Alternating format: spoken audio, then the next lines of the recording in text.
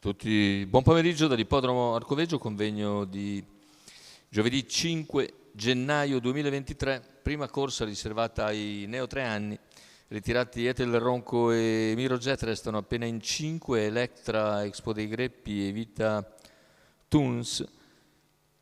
Enorme Nap in prima fila, Elmo Jet in seconda, favori per Enorme Nap numero 6, VP dell'Annunziata in sediolo, macchina che accelera con la velocità iniziale di Evita Toons, che riesce a portarsi al comando, ma subito all'esterno incombe la minaccia di Enorme Nap che si porta all'attacco, mentre non è sicurissimo, però sbaglia.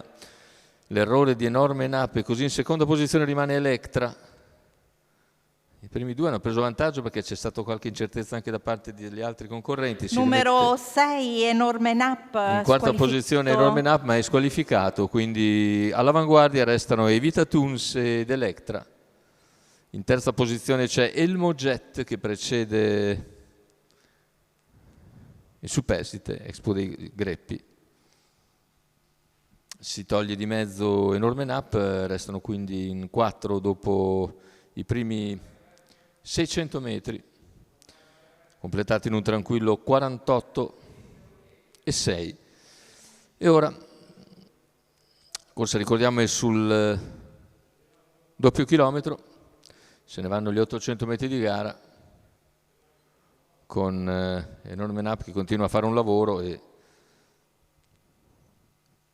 agisce molto all'esterno di tutti senza intralciare nessuno ovviamente.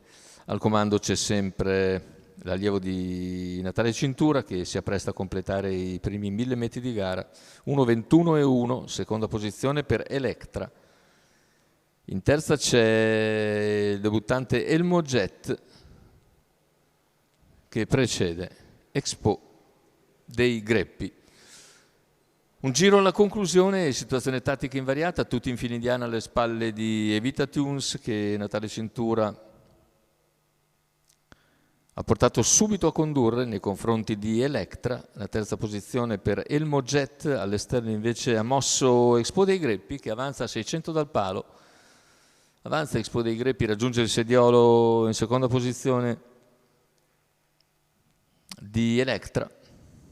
Tanto davanti è sempre Evita Toons che cerca di accelerare, ora Electra comunque rimane sulle sue tracce. Torna sotto invece Expo dei Greppi davanti a Elmo Jet e siamo sulla curva conclusiva, a metà della quale Electra accenna a spostare all'esterno ma allunga comunque Evita Toons.